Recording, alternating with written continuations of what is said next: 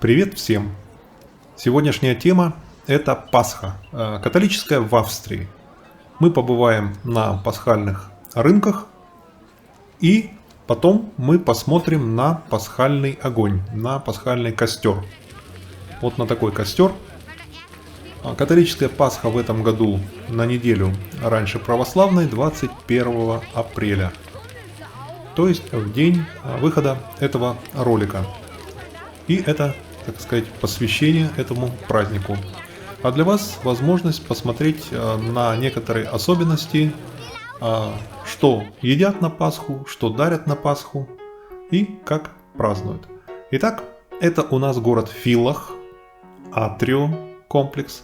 И вот здесь демонстрация, как делаются пасхальные зайчики шоколадные. Вот это формы для этих самых зайцев. И здесь у нас делают такие пасхальные кексы.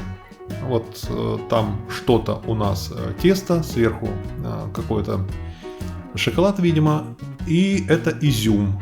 А вот справа вы видите формы, в которые это все будет укладываться. В общем, вы увидите сейчас процесс сами.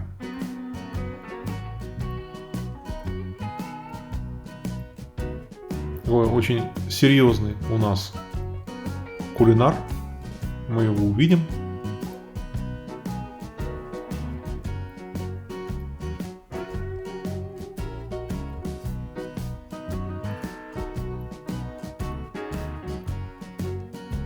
Ну, как видите, все наглядно.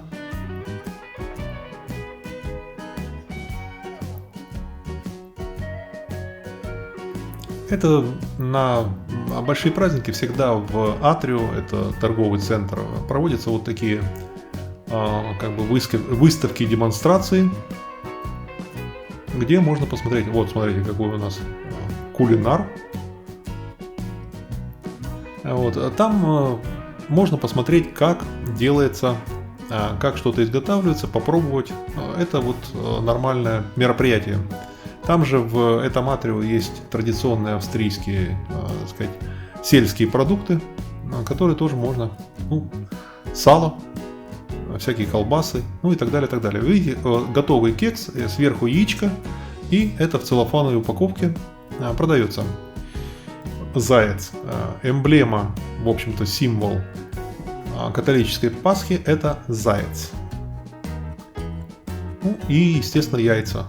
Крашеные, разрисованные. Ну, мы их увидим просто огромное количество. Это уже Вена. Мы в Вене с вами гуляем по такому рынку пасхальному. Ну, тут же общепит. Такой автобус. Вот это мне очень понравилось. Это все бутерброды. Ну, там с селедкой, с семгой, с луком, яйцом. Ну, очень все аппетитно. Ну, разумеется, пряники. Пряники моя больная тема. Я мимо пряников не прохожу.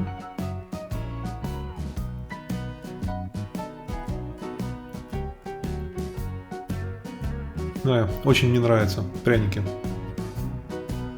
Когда-то тульские ел, сейчас вот перешел на австрийские. Это у нас яйца. Количество, вот ассортимент вот этих яиц, оно просто поражает.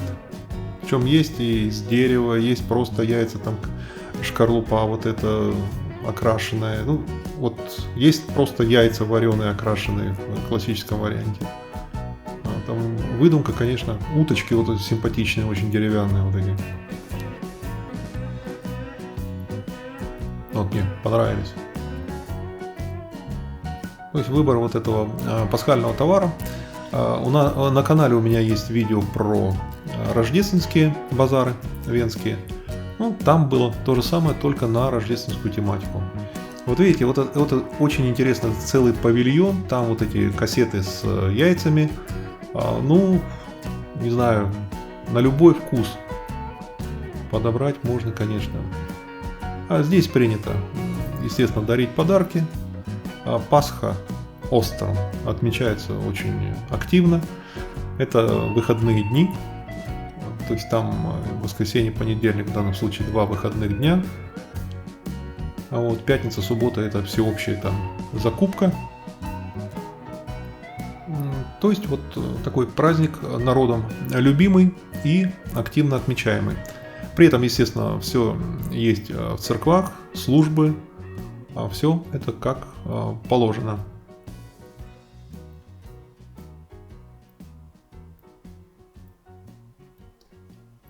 Симпатичное яйцо, крутящееся. Детям нравится. Это все в центре Вены, в первом районе, во внутреннем городе. Погода была такая свежая, но тем не менее народу полно. Ну, вот эти тоже традиционные такие веточки. Ну, зайцы, само собой. Зайцы в любом продуктовом универмаге, вот этих шоколадных зайцев, это просто целые выставки. И все это покупается, все это как-то дарится. Но... А вот это вот здесь картошка, ее пекут, а потом разрезают, внутрь ее фаршируют. Там ветчина, майонез, сыр и вот это такая картошка, фаршированная всякими вкусностями. Ну, шампанским, естественно, можно зарядиться. Это снято в тот же день, когда вот эти ребята просто... Это жареная картошка, это тирольцы. Жареная картошка и вот эти там с сыром. То есть вкусно, сытно. Ну, как видите, народ там в очередь стоит. У меня на канале есть ролик про праздник Штири в Вене. Это вот в тот же день было снято.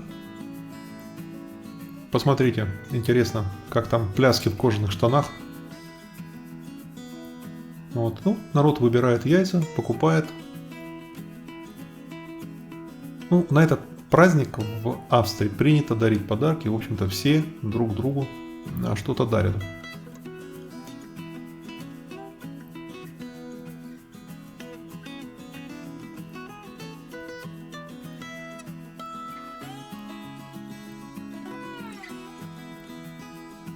На этом мы заканчиваем с рынками.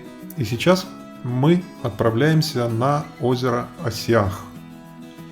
Это Осиахерзее, Каринтия, Австрия.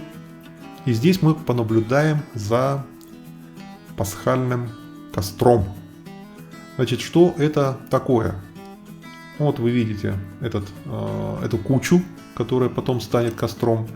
У меня в сюжетах на канале, у кого есть смартфоны, они могут смотреть сюжеты. Это короткие сюжеты снятые.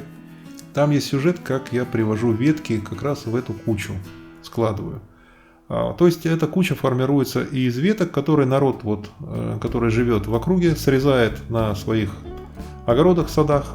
Весенняя обычная работа. И ветки свозятся сюда, складываются, чтобы быть сожженными как раз в субботу перед Пасхой. Ну, вот видите, это пробный такой запуск.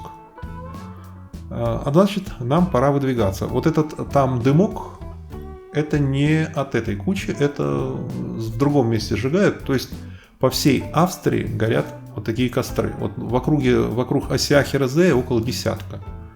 Ну, то есть каждая община, каждое село имеет вот такую свою кучу. Вот видите, по расписанию в 8 часов вечера будет подожжена детская куча. Ну, чтобы детишки порадовались там, походили вокруг. А в 10 часов вечера будет уже зажжена большая куча. Ну, это пожарная машина местная, села Штайндорф. Вот так, у них добровольная пожарная охрана. Мы на нее каждый год жертвуем. То есть ты получаешь такое письмо календариком и просьбой пожертвовать. Соответственно, ты переводишь какую-то сумму. Ну, а кто сколько? Кто-то 50 евро, кто-то 250. Ну, пожертвования на пожарную охрану. Ну, вот видите, это уже стемнело и подожгли большую кучу веток. Масштабы, конечно, огромные. То есть это несколько ростов человека.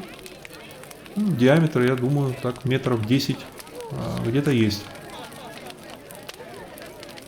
В прошлом году я хотел снять тоже, но в прошлом году не повезло, был дождь. Вот, и когда дождь, вот это Вот этот костер долго не хотел загораться, его там уже чем только не поливали, потом все-таки он загорелся. В этом году погода идеальная, тепло, никакого дождя. Горит потом эта куча еще дня 3. То есть там все это еще продолжает тлеть. Народу собралось полно. Жар идет. То есть я снимал метров с 20, с 25, наверное, и жар чувствовалось. Все уже занялось. Это не христианский такой традиционный обычай. Вот смотрите, вот народу там вот палатка. Пиво, пожалуйста, пиво, напитки. Народ заряжается.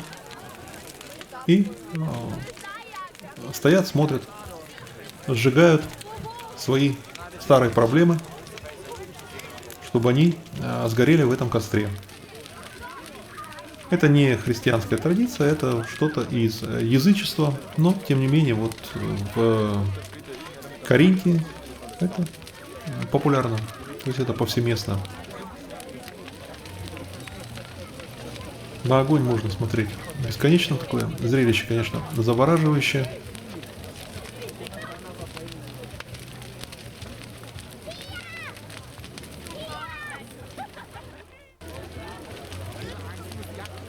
И Луна тоже смотрит и удивляется, чем они там занимаются. Смотрите, Луна полная, круглая.